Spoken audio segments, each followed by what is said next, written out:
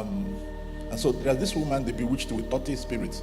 Her body folded into her personality, her body. And so they were close to the church when she died. And they came to me, and we were playing soccer.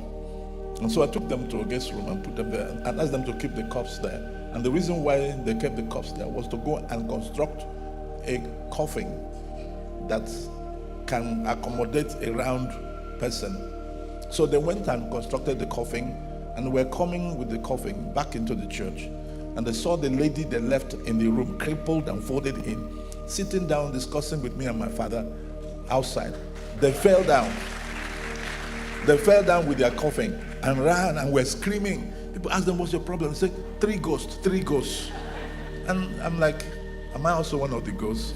Brethren, we are very privileged to have God's servant with us, Reverend Mosy Madugba, and his very amazing wife who has stood with him all these many years. So that is the first question I want to ask, is a little bit of background around how it all started for you. Okay, I know you want to know. I'm a pastor's son. My father passed away when I was very young, but before then, he had introduced me into the ministry. I've been in the ministry for the past 53 years. When I was in primary school, he would make me fast for 3 days before every major exam. He would make me fast from morning till evening and stop for 3 days. Then, in my primary 6, in the upper class of the primary school, he would make me fast for 3 continuous days without stopping, without eating. So by the time I went into secondary school, I had begun to fast longer time. And then by the time I was graduating from what the US call high school, I don't know what you call it, secondary school, from what we inherited from here, I was now able to fast for 7 straight days, not eating until after 7 days. Because he himself used to fast for 40 days, not eating. My mother used to fast for 10 days, not eating. My grandmother also would fast for 10 days. And they're all very prophetic. You walk into them and tell lies. They will wait for a few seconds to see if you will correct yourself. If you don't, they tell you why you came and the correct thing you're supposed to have said. They ask you why you are telling lies. So that helped me because when I was in secondary school, there were these winds of distractions. And then I told myself, anything I do here, when I get home, my mother and my grandmother will know everything, so I better behave myself. And so I grew up kind of knowing that if you're a Christian, then you should walk in the word of knowledge. My father himself walked in the miraculous. People would bring dead people, all kinds of people, to our local church. And then he said, I'll tell him to put them in a room. When he comes back, he will pick them up. So I told myself, if this is Christianity, then I rather do it the genuine way. Sorry, Daddy. As you said, pick them up. You pick them from the floors. They will be bringing somebody who is sick, who dies halfway, because the juju priest, fetish priest, had told the owners that this one is dead. They should carry away. And it is when he tells them, or that she tells them to carry away, that they bring them to church, because they believe that the God of the church is very slow. So Satan is faster to respond to them. So they will first of all go to the fetish priest to get healing, to get deliverance. And then when the devil fails them, then they now come to church. So on their way to church, some of them would die on the way. But they will still have the courage to manage to get to church. And so there's this woman, they bewitched with 30 spirits. Her body folded into her personality, her body. And so they were close to the church when she died. And they came to me, and we were playing soccer. And so I took them to a guest room and put them there and asked them to keep the cups there. And the reason why they kept the cups there was to go and construct a coffin that can accommodate a round person. So they went and constructed the coffin, and were coming with the coffin back into the church. And they saw the lady they left in the room, crippled and folded in, sitting down discussing with me and my father outside. They fell down. They fell down with their coffin and ran and were screaming. People asked them, what's your problem? They said, 3 ghosts, 3 ghosts. And I'm like, am I also one of the ghosts? So people said, okay, let's go and see. People who know me and know my father now began to come straight to us. And then these people said that you are ghosts. I said, I don't know what's wrong with them. They said, okay, what of the third person there? And so the third person didn't know when she came there. I'm the only one who knows the story, and the people who are running away. And what happened was that when my father came in, I told my father what happened. And then while he was betting, he said to the Lord, are you the one who killed this lady? Or is it the devil's work? And if the devil's work, can't we reverse it? And God said, if you want, go ahead and reverse it.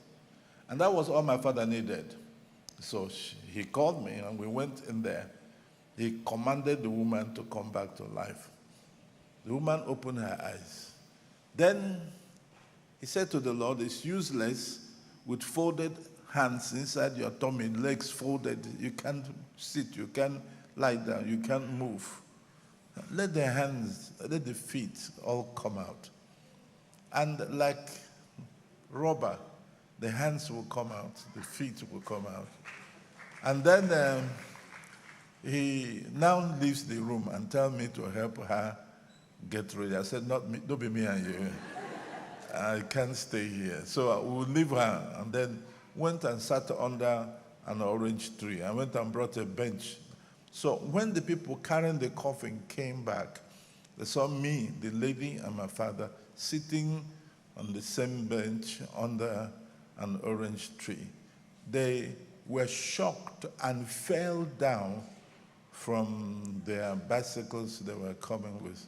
So the natives, the people around, brought them back, and they came close and called the lady. Her name was Mary, or Miss Mary. I don't know where she is. I used to see her a few years ago, and I remind her that you know you're living on a borrowed life, because I was there when you died. She said yes. So, and the people removed their hats, hold it in their hands, and then said, this God that does things like this, how can we know him? And so my father would call them close. They were afraid to go near the person they brought and then lead them to Christ. They would call the lady by her name, Mary, and she would call them by their names. You know, uncle this, uncle this. They didn't know what to do with the coffin they've just constructed. Whether they sold it or whether they took it back, I don't know. But the lady stayed with us a few days and then went home. And so my father did things like that. And so I told myself, if Christianity is like this, then I should be doing it like this. So when I finished from secondary school, I began to conduct crusades. I mean, from that age. And I'll be talking, and people whose ears were cut off from motor accidents, I won't touch them. The ear will be reconstructed and will come back. How old were you, sir? People who, this is like 18. Yes, 18. And then people with hunchback will be coming close to me, and I will talk. The hunchback will crawl down to their waist, according to them, because I have not had hunchback before. I don't know how it feels. They said that as I was talking, the hunchback crawled back to their waist. They tried to kill whatever it was that was crawling, and discovered that the hunchback is gone, and it's been there for 21 years. There was one time I was in his village, And they organized a crusade. I had some white people with me. And then, for no just reason, I was distracted. And a madman was coming towards the stage. And they started shouting, Pastor Mosy, Pastor Mosy. I ran, jumped onto the stage. I said, what is it? He said, madman, come. I said, what are you doing? You have the microphone. You are the one preaching. The madman is coming to you. She said, the madman is charging at them. I took the microphone and I roared back. There's a lion that lives inside all of us. And when provoked, unconsciously, you roar like a lion. And I commanded everybody. I said to the madman, your punishment, I said to the spirit of madness, your punishment is that you will lose this man today. And every spirit of insanity at the sound of my voice, everywhere now, you will lose your captive. And I counted 1 to 3. Mad people in the market, mad people on the road, and the mad people there were delivered instantly. It was on that ground, that particular ground, as I spoke to the mad people and the demons in charge of madness left them, that a woman vomited a huge live snake. And I told people, kill that snake. I said, Madam, what are you doing with snake inside your body? She said she didn't know it was snake.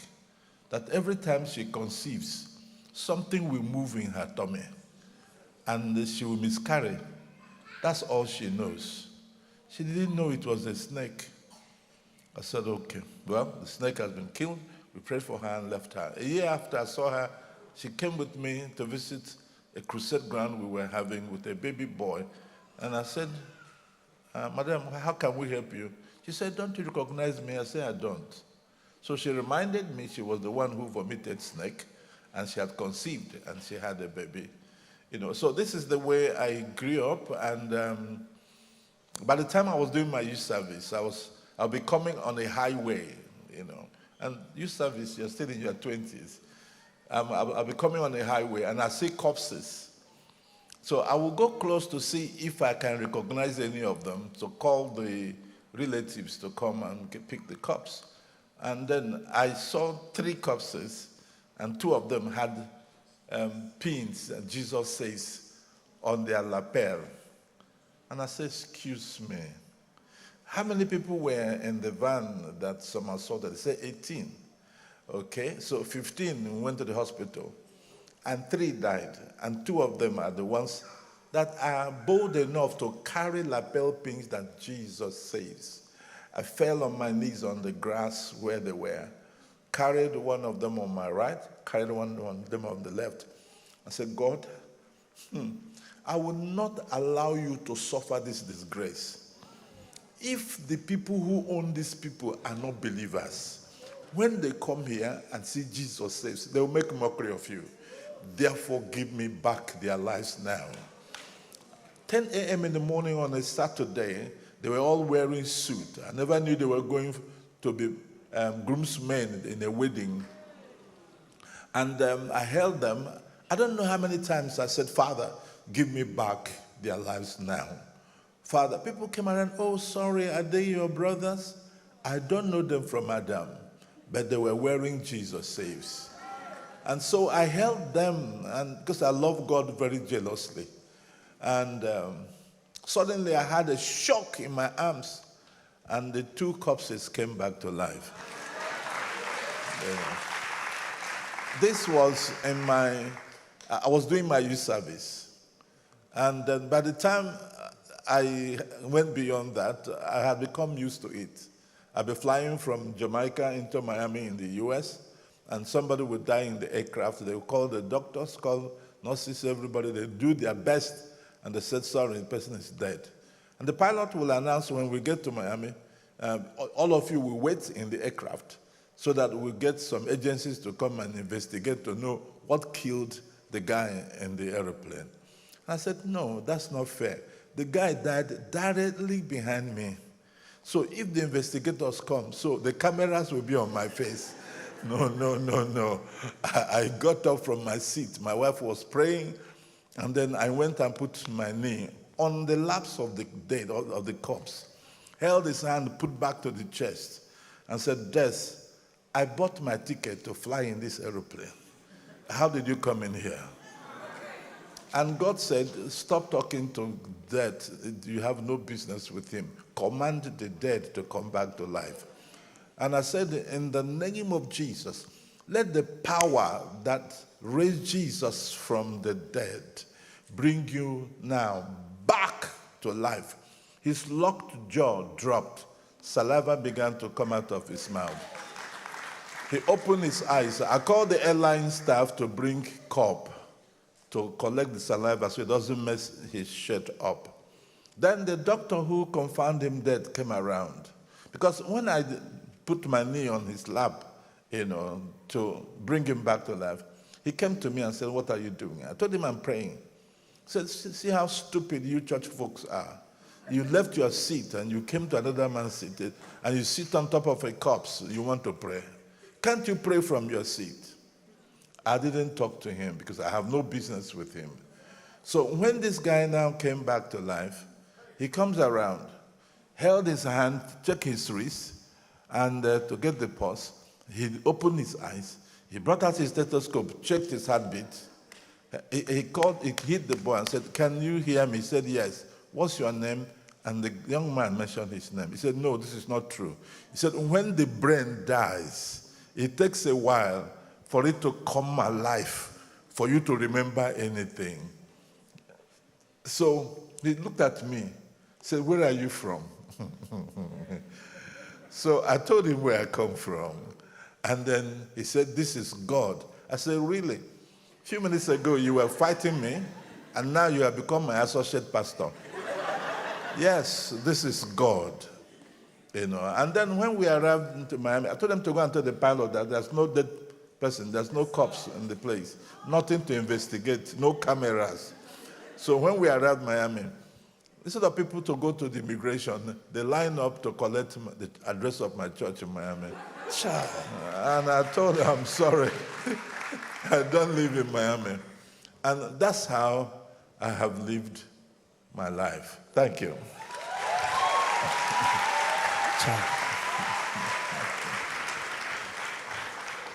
As you were speaking, sir, I was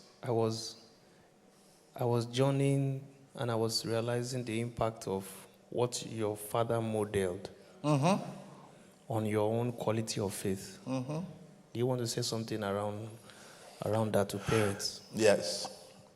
I will stand up to say it. He's asking to know the impact of what my father modeled in my life. Really in life, as you grow up, what impacts you most is what you see, not what you hear. Okay. And I want to prove that to you now. Is everybody looking at me? Yes. Raise your right hand. I want you, as I count 1, 2, 3, I want you to touch your chin. 1, 2, 3. Now, keep your hand there. Are you holding your chin or your cheek? Sure. Almost all of you are holding your cheek, but I ask you to touch your chin. This is the reality of life. So as you grow up, you imitate more of what you see than what you hear. And so what you see makes you not obey what you hear. And I saw so much that I made up my mind that I will be a Christian, the real Christian way, where you raise the dead, where you heal the sick, where you heal mad people, cast out demons, So that was like the version of Christianity I inherited. And that is the version of Christianity I have passed on to my children.